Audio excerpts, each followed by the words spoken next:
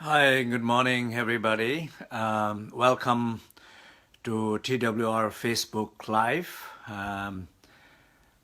Welcome all the Cyber Sangha around the world. I'm very happy to be this morning with all of you. So this morning we have meditation on body, speech, and mind, question and answers. So this last meditation, I hope the last meditation was good. Especially, I love the practice meditation on breathing the light. And so this particular practice of breathing the light is very ancient practice. It's also like practices of the sleep yoga. There are many aspects of breathing the light, and also one of the great Dzogchen texts called Seven Mirrors. In that ancient text, around 7th, 8th century text also talks about the breathing the light. So obviously the breathing better, breathing deeper is always wonderful, and then particularly breathing the light as an image of light, which is representing awareness. And when the awareness is participating, the image of light and your breath, and it becomes a very powerful way.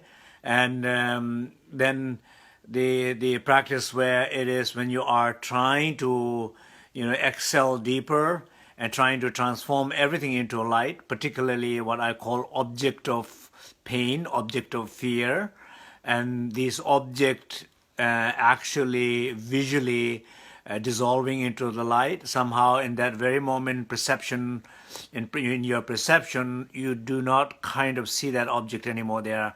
I hate that image, and suddenly I dissolve that image into the light, and I do not see that image anymore there. That not seeing anymore image there, it affecting your mind, your brain, in your awareness. And so it's a powerful breathing. So I hope, how many of you have been doing this practice? So tell me, and I know if you are doing how this practice has working. So please let me know how many of you are doing. If you're not doing, then you know you're not doing, and you know now you need to do.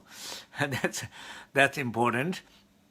And and the other thing I talked a little bit about the last session of the practice is resting, recovering, and reconnecting. So that's very important. It's resting, recovering, and reconnecting. Resting, recovering, and reconnecting. So resting, because whenever you encounter your challenges, when you are externally situation, person, internally you're encountering your pain body, you're encountering your pain speech, you're encountering your pain mind, you're encountering that pain. And that moment, usually what happened is you lose the ground. You begin to driven away by those emotions, and begin to act and speak and think through your body, speech, and mind. And those are the moment when it's driven by those negative emotion, then it's not good. Therefore, that very moment when you feel those pain, it's learn to rest.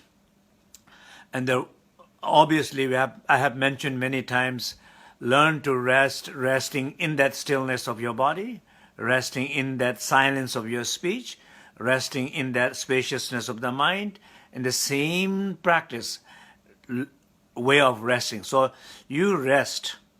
Even though you get agitated, even though you feel like I cannot rest, I have to do something, I have to say something, I have to send the text, I have to write the email, you get really like so much energy, wind is moving, But that very moment, every time you say, yes, it's okay, it's okay, it's okay, calm down, and rest. Breathe deeper, connect with your body, speech, and mind. So first part is resting. When you are successfully able to rest, when you're able to successfully rest, at some point you will feel that like a shift in your body. In shift your field of energy, you will feel that much kind of sense of better and grounded, and sense of calmness, peacefulness. And when you begin to feel that, that is the moment where you're beginning to recover. You're recovering, and you're clearing and recovering. So the recovering moments will be where not only you feel less tension, less agitated, less restlessness, but you begin to feel a sense of more calm, some more peace. Not only that, but you begin to feel some sense of, okay, I'm feeling comfortable, I'm feeling joy, I'm having some insight. I think feeling some sense of, I hear the person, where the person is coming from, I respect that. So you begin to feel certain quality of what I'm saying here, joy, love, and compassion. When you feel this quality, it's not enough to just feel it, but you have to feel enough to able to reconnect with those people or those situations from that quality. So that is what we talked last time, and we also encourage everybody to do 5 times. So how many of you did 5 times informal practice? Or how many of intend to do 5 times, but you did 3 times, you did 2 times, you did 1 times, or how many people forgot to do it? So those you have forgot to do it, it's very good time to remember that you forgot to do it. It is completely okay to forget, but it's not okay to not know you forgot. There's a big difference between that. Forgetting is one, and not knowing you forgot is totally different. So I accept you forgot, but hard to accept that you are not aware that you forgot. So this is the moment I am reminding that if you forgot, then remember you forgot. If you did 1 time, you remember did 1 time. So it's important that it's a reinforced awareness and reconnecting and reinforcing a sense of wish, commitment to informal practices. So those you did 5 times or more times, please tell me how was it. I am sure you had a great experience. You might have protected yourself from making more mess. You might have, even though it's painful, not comfortable, but you have protected yourself not making more mess. Or you have surprised yourself feeling, wow, there's a completely different way to see it and feel it, and I do feel completely different to the situation. I'm glad that I did not say anything when there were moments like boiling emotions when I did not say anything. I'm very glad I did not. So I am glad that I was just able to rest in my body, speech, mind, in that stillness, silence. I'm glad I did not do. So how did you feel? So this is my question to all of you. And I think it will be nice that, and definitely some of your experiences that when you share it, it's very joyful. It's like a very inspiring. And I am sure it also inspiring for many other people who read your comments, and then also some particularly people who feel like, oh, practice is not working, it's difficult for me, and so I'm sure it will also help them to encourage them. So I'm just kind of reviewing a little bit what we did last time, and then the purpose of this is when you able to rest, reconnect, and what does that do? And the ultimate goal of that is really like a finding yourself, sense of who truly you are, not feeling yourself through that fear and that pain. Who truly you are, not through that fear and through that pain, not identifying that pain, but finding more space in which you feel you feel yourself as that pure space, sacred space. You feel yourself more with that pure awareness, the light. You feel you're more from that warmth and the infinite possibility, because you see, when you are fearful, you are very focused on your idea, your perception, your focus is very narrow. You are afraid of one thing. You don't see the potentiality of so many things. You see only one thing, and particularly something which is wrong. And if you come back and you begin to feel who you are, that space, it changes you. When you feel who you are in terms of that awareness, it completely changes. And so truly finding who you are, truly finding your voice, truly finding your infinite potentiality, that is the goal. Finding yourself, finding your true voice, finding your infinite potentiality. And that is, I think, whenever you come to that place, it's a very interesting feeling, right? So, for example, whenever you get caught up in the pain, you see one thing going wrong, you see somebody's like undermining you, attacking you, and so on. But you are not only that, what you are feeling that moment, but there's a tendency to feel that you are that pain, like almost like you're only that pain, and you are almost ready to say something out of that pain or do something out of make that pain, make a horrible decision out of that pain. But when you're able to rest and reconnect and step back, then you have this chance to know who truly you are, and that does changes everything in life. So now there was a few questions that I wanted to go through, but which is, I think, some sense very related to that.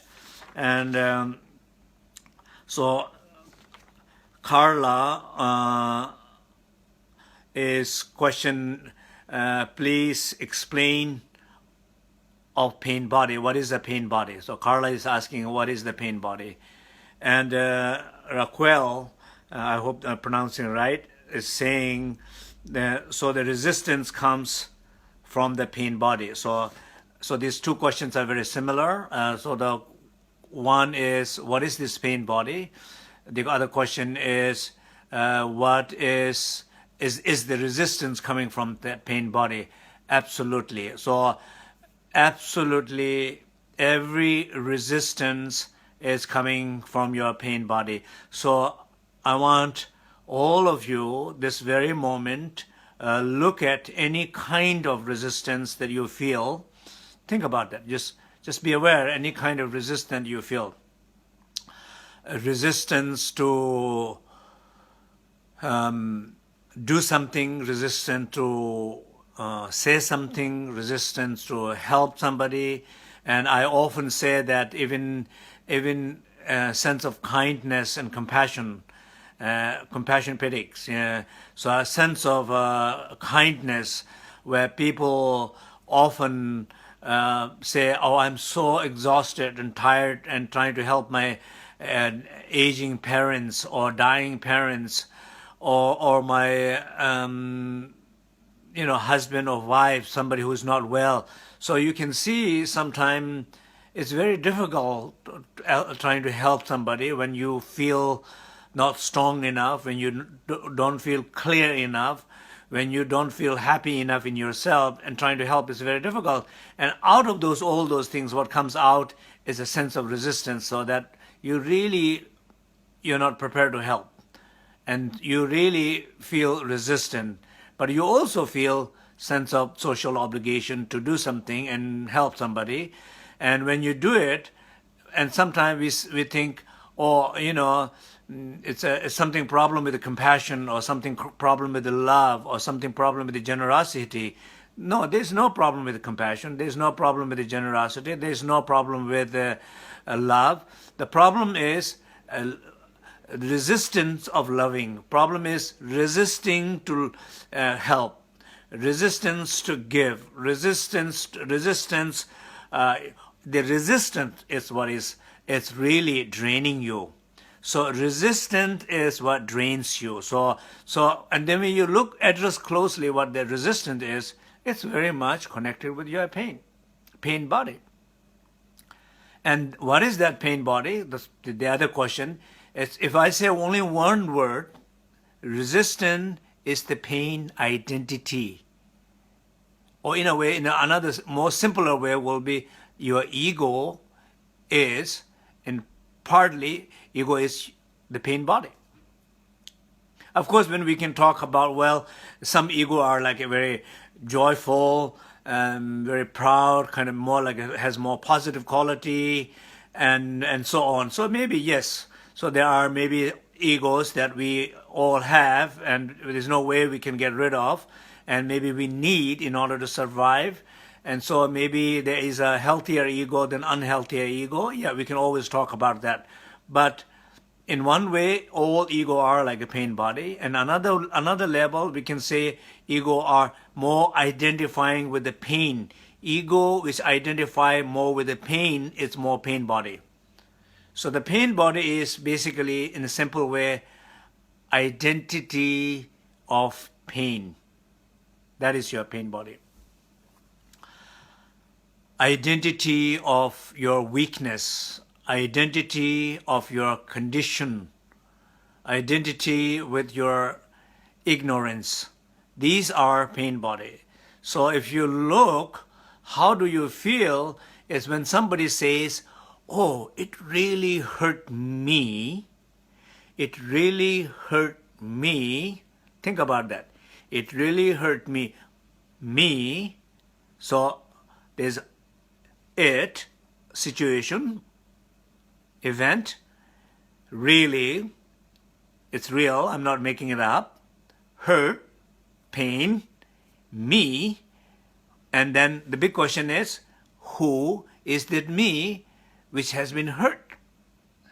So if you look closely, I'm not talking about intellectually, I'm talking about specific, and really I hope that each one of you have very specific, when I'm talking like that, you are really looking at specific in yourself. Okay, yes, that really hurt me, and I'm looking at what somebody said, for example, really, it's real, hurt, it's pain, me, that's the biggest question. Who is this me? Who is this me? The me who is vulnerable. The me who is insecure.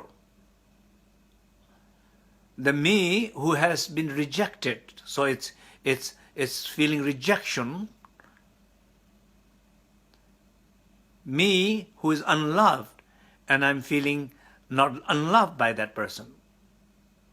Me, it's fear that I'm afraid same thing is going to happen again to me, what happened to me in the past. So that me, if you look closely, that me has a unique character. It's not very, very specific, right? If you look, example of your own experience, and you look close to the me, I am sure all of you have different experiences with that me. Saying that, maybe I would like to ask question to all of you in this very moment, that if you are really trying to reflect what I'm saying on a personal level, I hope that you're doing that. And I wanted to hear from you that what do you feel that me is?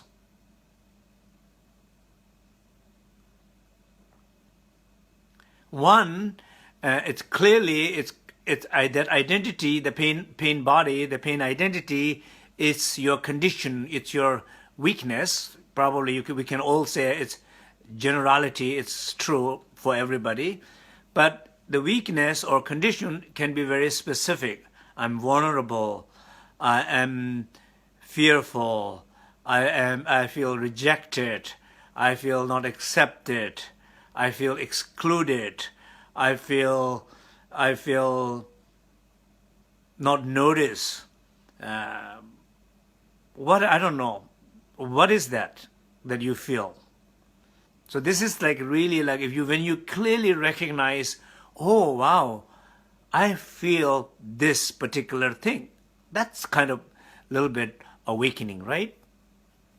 So you can see the whole experiences goes down to that one identity, and that is called pain identity. And when you are, okay, that's important. Let's just kind of stop there. So when you get to understand that, what is the benefit? When you are aware, simply when you are aware of, oh, I'm feeling hurt, I'm feeling hurt, I'm feeling not respected, I'm feeling hurt, I'm feeling excluded. That realization already shifting something in you. That's very important to understand. That awareness, open awareness of realization why you've been hurt, it's already shifting something in your body, clearing something in your body. That is something shifting something in your speech. That is something shifting in your mind, and that is where that is the kind of beginning where when I say rest, the resting, that is the beginning. Then I can say, okay, I get it. I don't want to act out of it. I don't want to say something out of it. I don't want to rush writing email, sending text messages. What I need to do is rest because my pain body has challenged. That is the best decision, best action to do. So you rest and see how successfully you're able to rest, how deep you're able to rest. So that is the pain body, and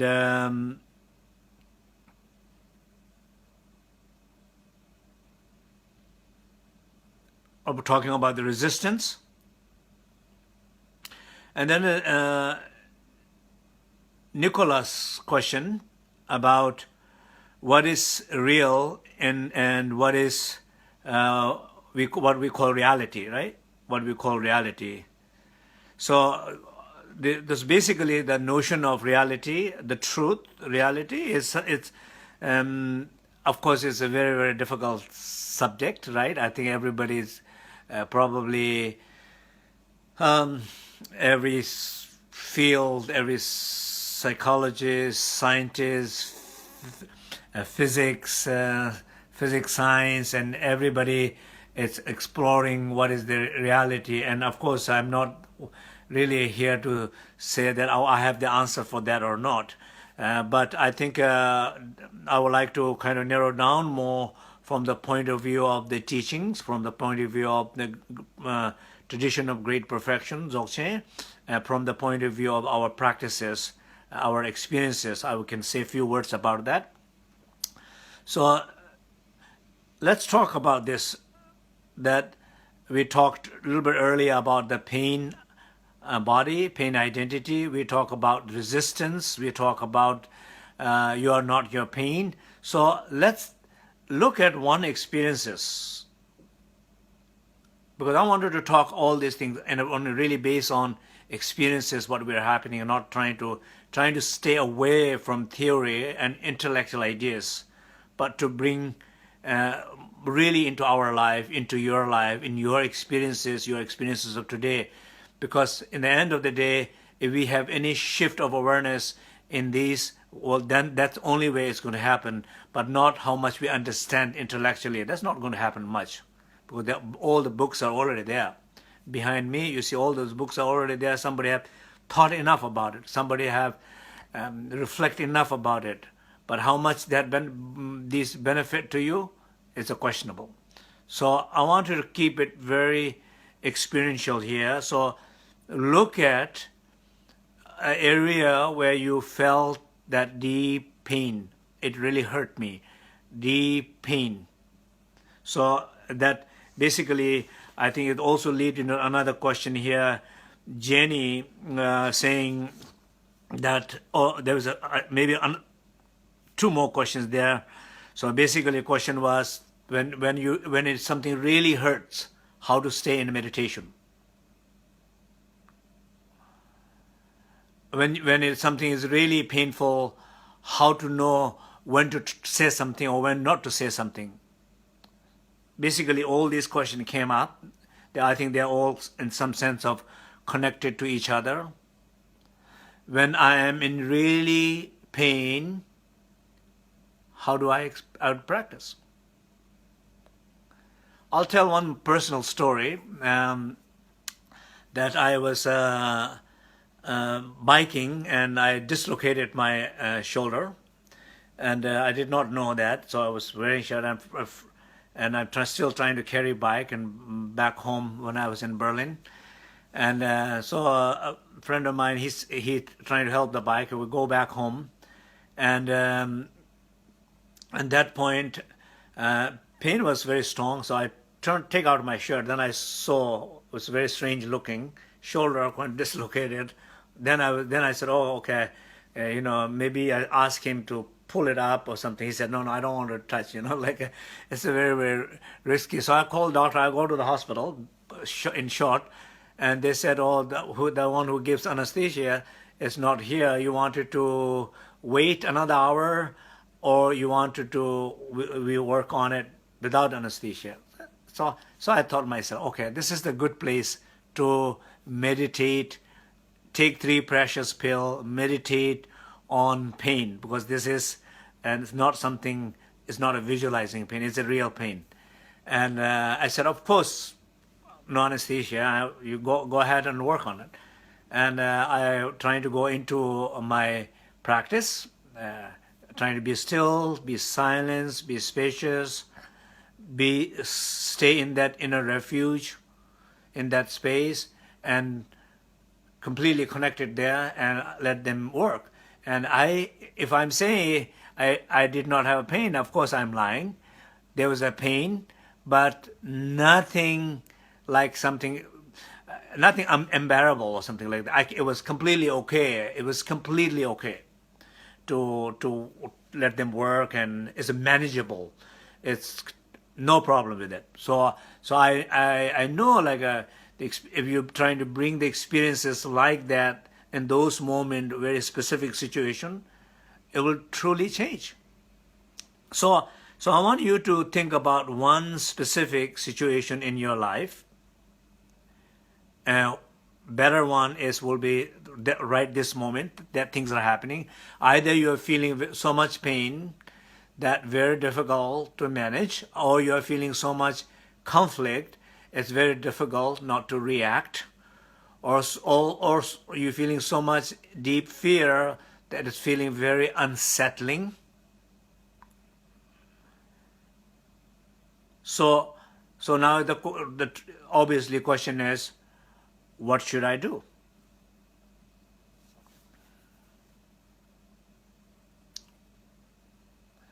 And so think about this. What should I do? This is the question. Or should I do anything? But if you think about it, look at yourself, there is one aspect of your voice saying, do this, say this, write this. This is not fair. This is not, this is not right. This is not ethical. This is not legal. This is what, you have all your own versions of stories. Basically, all these experiences are unable you to connect and unable you to open.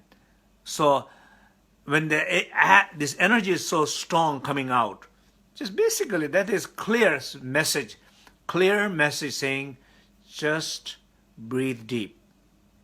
Just breathe deep. Clearly don't do anything, don't say anything, don't wrap up with the recurring negative thoughts.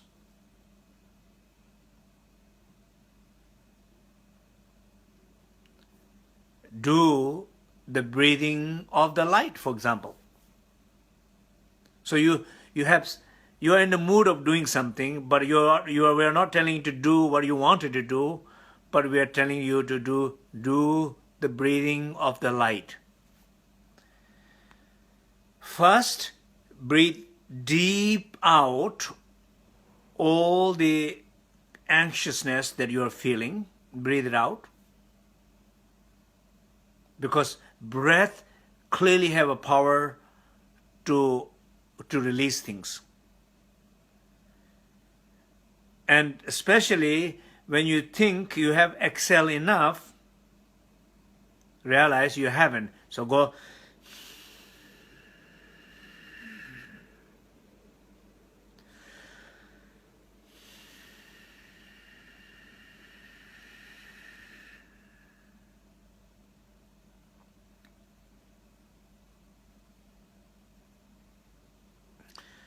So you're bringing very clear, full attention to your breath.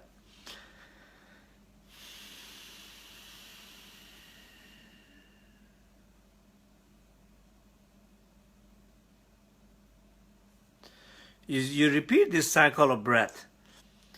Clearing, clearing, clearing, resting deeper, and then some point when you feel clear enough, rested enough, then be aware of that light in your heart, be aware of that, like a syllable hung. So the one of the question was why blue light or blue hung.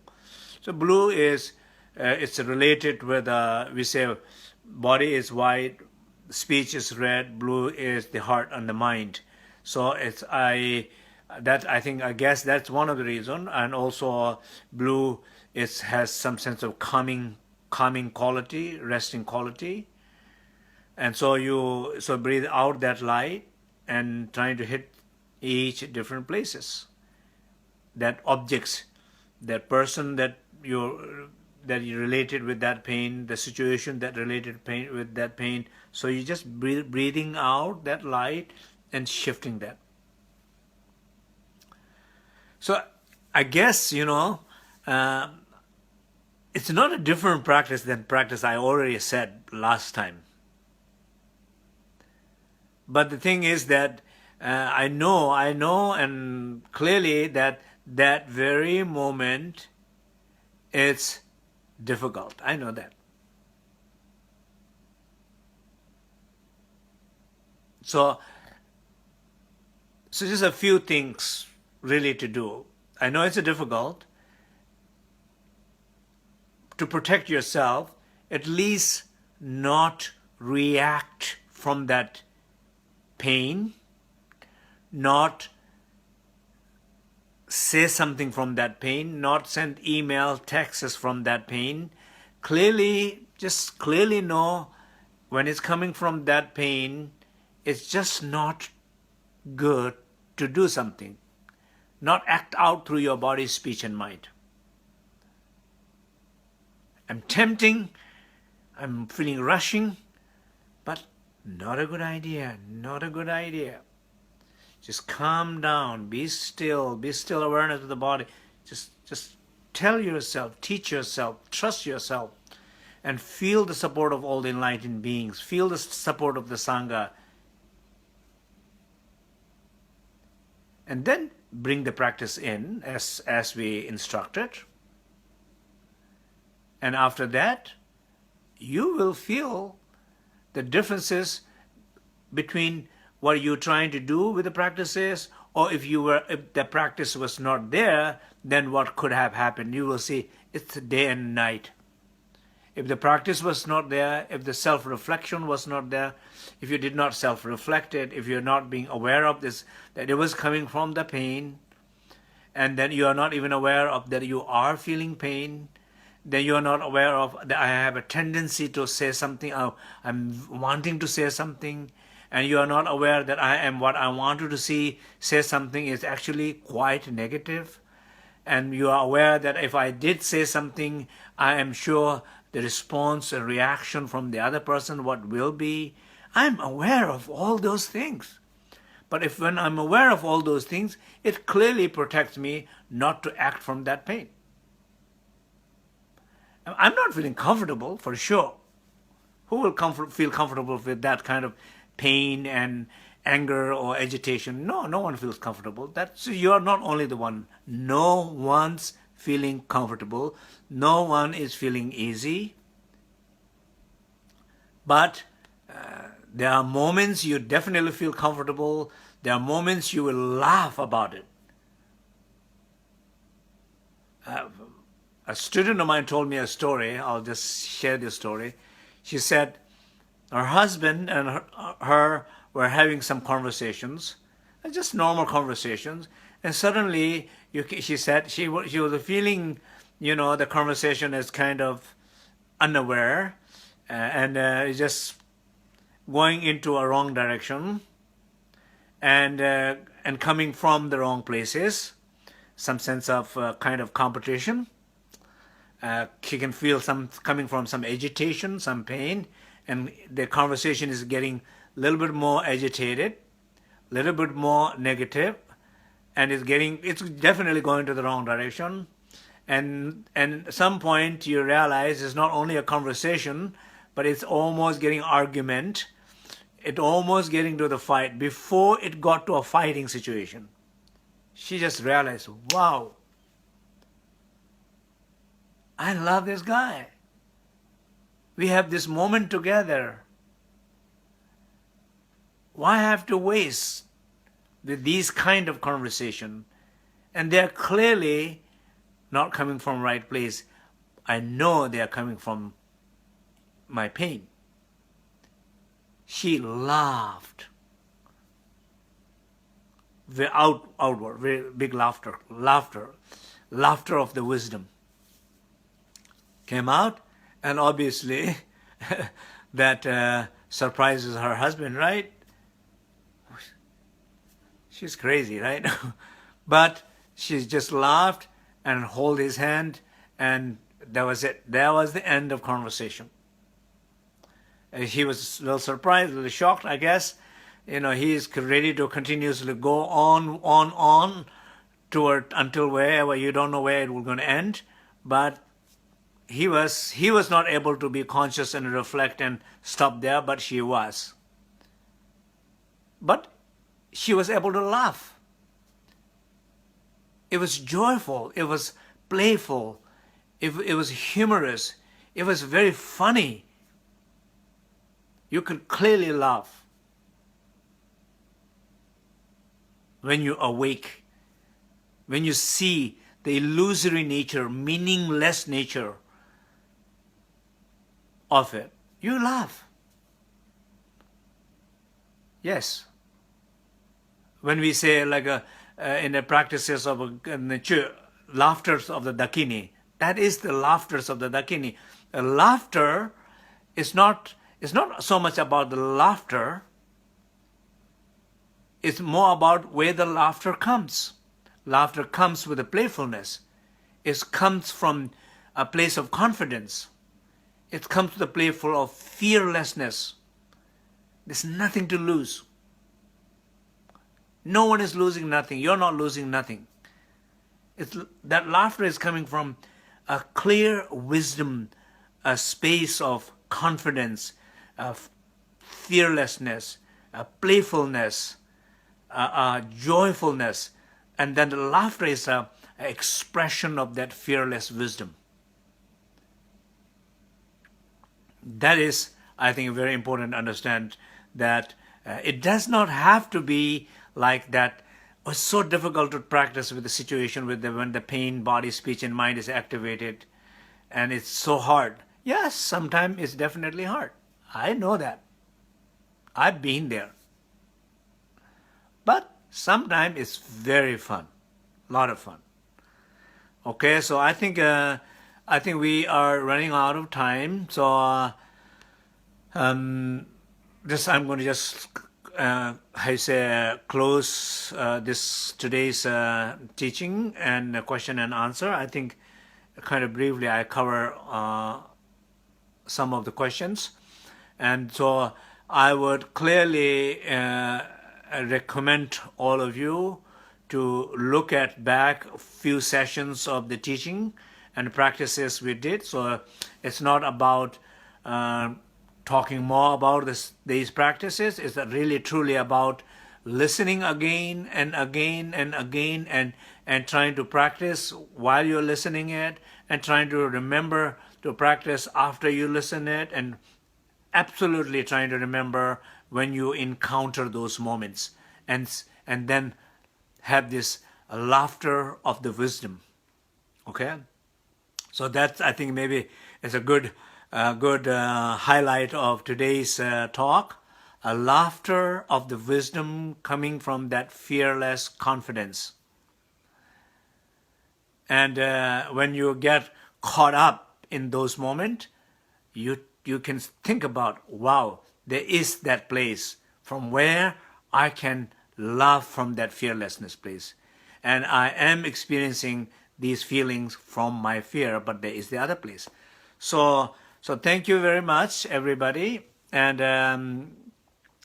all your feedbacks, comments, thank you. They are beautiful. I enjoy reading them.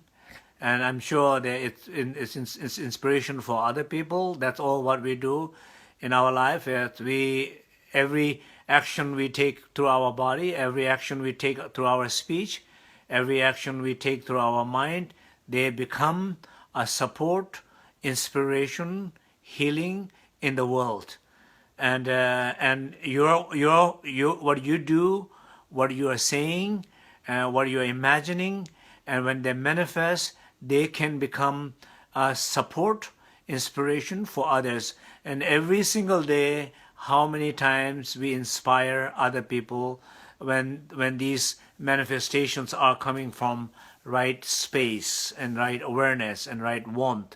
So thank you very much. And I know, like, every time there is more and more people are having live view. We are all 300 live views right now. It's wonderful. I welcome all of you, and also thank you very much for sharing the TWR Facebook Live. That this is incredible, and this is clearly one way we will able to stay connected. Weekly base. Basically, this is a weekly base. It's amazing to think about that. Every weekly base we are connected and practicing together and sharing some of my teachings, and you're hearing your comments and experiences. This is amazing, and this amazing thing, we do not want it to stop. We wanted to continue. We wanted to expand. We wanted to create this beautiful sacred cyber sangha, and we never have to meet in this lifetime, but we can meet in this sacred space. In the sacred space of the internet, this is a sacred space. What cannot be, right? This is a sacred space. We are all over the world. You're constantly getting messages, and I'm able to share. I see these beautiful hearts popping up in that sacred space. This is amazing.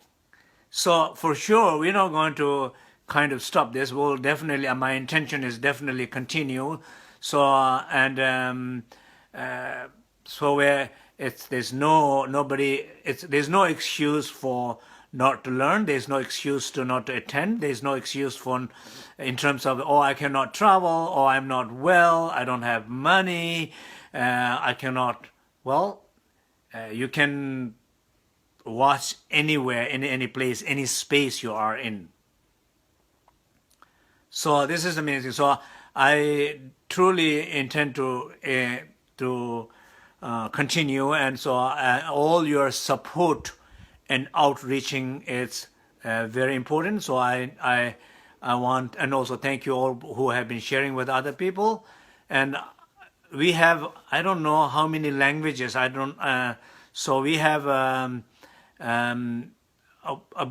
wonderful team of people working together, and these Facebook Live is already in many languages are translating. we'll have more and more languages. So, and I know like somebody will probably post here how many language already is there. So please let all other people know who language becomes a barrier, boundaries here. So please let them know that it exists in different languages. Okay, so thank you, thank you, thank you.